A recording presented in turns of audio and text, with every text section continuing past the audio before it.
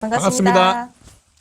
아파트 사이클 연구소 소장 이현철입니다. 배짜입니다. 네.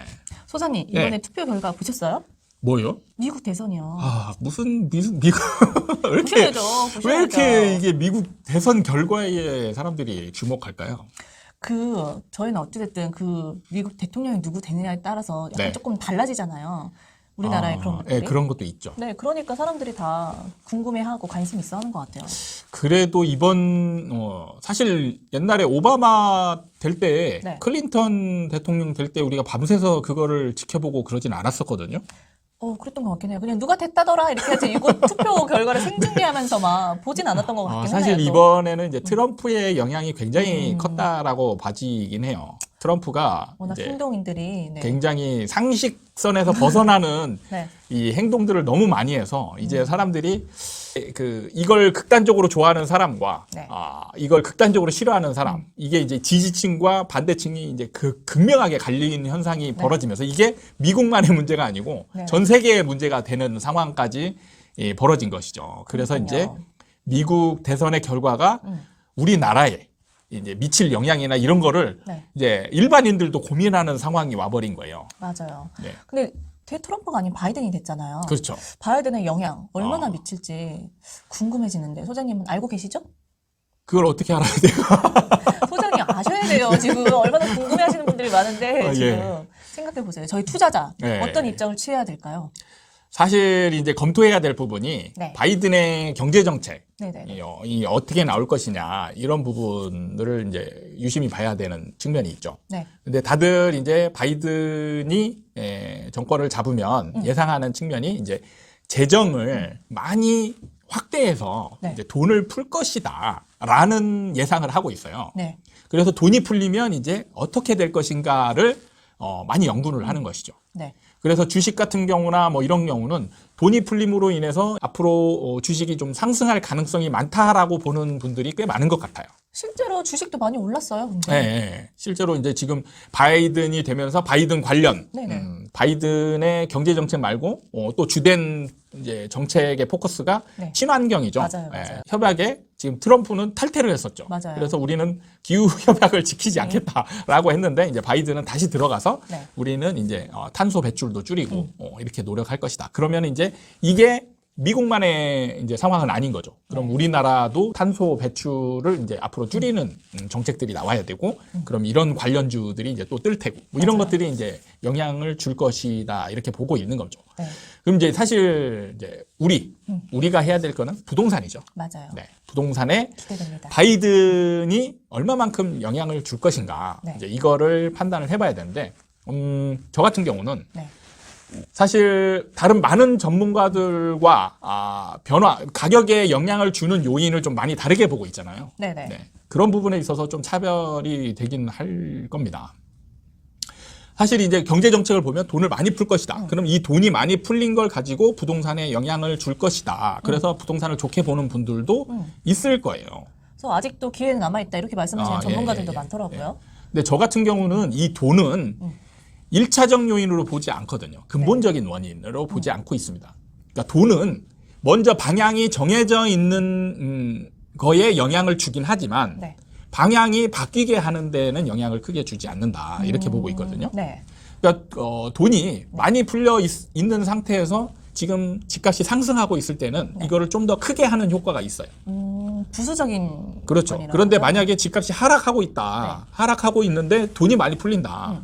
그럼 돈이 부동산으로 안 와요. 주식으로 가지. 그쵸. 네. 그러네. 돈이 많이 풀린다고 해서 다 부동산에 오는 게 아니라. 네. 그래서 저는 그 영향은 크게 없을 거다. 그리고 이 돈이 방향을 좌지우지하거나 이렇게 네. 하지 않는다라고 보는 사람이거든요. 그러면 별 다를 게 없다는 말씀이신가요? 사실은 저는 지금 뭐 우리가 지금 관심 있는 아파트나 주택 이런 분야에 있어서는 바이든이냐 트럼프냐 사실 큰 영향은 저는 거의 없을 거라고 보고 있어요. 좀 신선한데요. 그럼 다른 데에 영향이 있다는 말씀이신가요? 사실은 알자고요? 부동산에 관해서 좀 더 이제 심도 있게 검토를 해보려면 제가 볼 때는 남북 관계, 북미 관계에 부동산에 영향을 미칠 가능성이 저는 좀 더 많다라고 보고 있어요. 남북 관계가 부동산에 또 영향을 미친다고요? 너무 새로운 방향으로 지금 이야기가 예, 흘러가고 예. 있는데 그냥 집중해 보자고요, 우리. 네. 사실 지금 트럼프 같은 경우는 네. 주요 정책으로 북한과 이 핵 이슈를 다루면서 네. 이 정상끼리 네. 북한의 정상과 미국의 정상이 만나면서 핵 문제를 풀어가기 위한 이런 전략을 사용했단 말이에요. 맞아요. 그러면서 여기에 문재인 정부가 같이 이제 같은 방향으로 네. 정책을 추진하면서 굉장히 지금 남북 화해 모드 맞아요, 이게 맞아요. 이제 지금 추진이 됐었단 말이에요. 실제로 그래서 지금 트럼프 문재인 정부 시절에 북한과 트러블이 거의 없었어요. 맞아요. 되게 네, 좋았잖아요. 굉장히 네. 평화 모드 결과적으로 보면 굉장히 평화 모드가 지속됐었습니다. 맞아요. 곧 막 통일하는 거 아니냐고 네. 막 그런 얘기도 나오고. 근데 문제는 북한의 핵무기를 없애는 거 결과로 나왔으면 네. 이게 굉장히 이제 트럼프도 아마 그렇게 됐으면 당선이 더 됐을 수도 있는 상황이었는데 이 결과가 좋게 나오지는 않았잖아요. 네. 네. 예. 오히려 이제 북한의 핵무기 연구를 더 이제 조용하게 몰래 할 수 있는 기회만 제공했다 이런 이제 네. 평가가 이루어지고 있는 상황에서 네.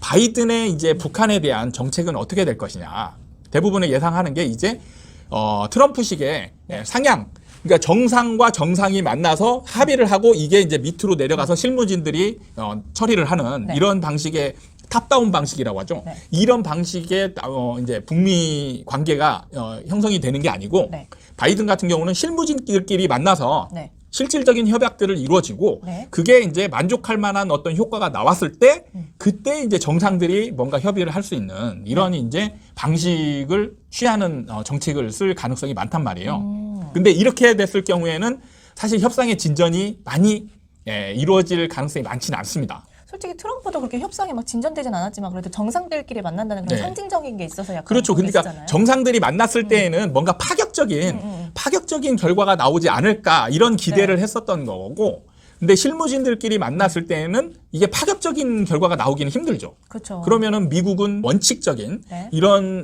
얘기가 나갈 수밖에 없단 말이에요. 니네 먼저 핵무기에 어떤 핵무기를 줄여나가는 네네. 모습을 보여줘라.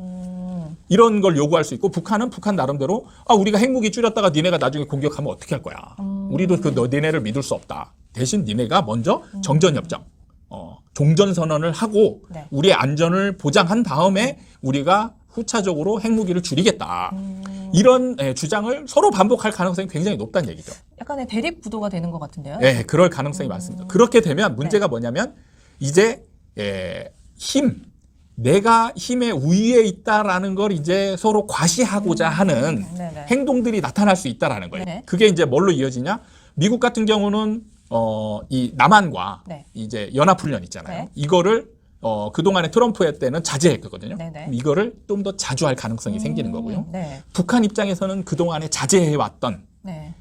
미사일 또 빵빵 터트리나요? 이거를 이제 과시용으로 지금 ICBM이라고 하죠. 네네. 이 ICBM 같은 경우를 한 방 빵 쏠 가능성도 충분히 있고 그동안에 자제해왔던 핵실험을 네. 또 할 가능성이 생기는 거예요. 그럼 약간 그렇게 좀 되면 긴장 관계가 되는 것 같은데. 다시 긴장 관계가 네. 될 수도 있죠. 그리고 그 다음에 이제 문제는 이 문재인 정부는 어쨌든 어떻게든 미국하고 상관없이 이제 평화 모드를 네. 하겠다라는 이제 기조잖아요. 네. 그런데 문제는 이제 문재인 정부의 임기가 얼마 안 남았단 말이에요. 다음 정권이 누가 되느냐에 따라서 이제 이게 남북 긴장 모드가 네. 굉장히 이제 강해질 수도 있고 그래도 뭐 이제 좀 약해질 수도 있고 이런 측면이 있는 거예요. 근데 네. 전체적으로 봤을 때는 남북 긴장 모드가 조성될 가능성이 좀 많다라고 봐지는 측면이 있는 거죠. 근데 그런 남북 관계, 긴장 관계가 저희 부동산 투자자한테 어떤 영향을 미친다는 거죠? 사실 지금 아파트나 이런 거에는 큰 영향은 사실 없었습니다. 지금까지 뭐 네. 남북 문제가 긴장이냐, 그 화해 모드로 가냐 이런 거에 따라서 주택에 영향을 끼치는 건 거의 없었고요. 네. 이때 이제 가장 극명하게 나타나는 거는 땅이죠, 땅. 땅이요? 네. 땅도 갑자기 땅. 솔깃하네요. 요즘 막 토지 보상 막 네. 이런 거 얘기 들어보니까 땅도 솔깃하더라고요. 네. 사실 남북 화해 모드가 펼쳐지면 네. 어디 땅값이 올라가죠?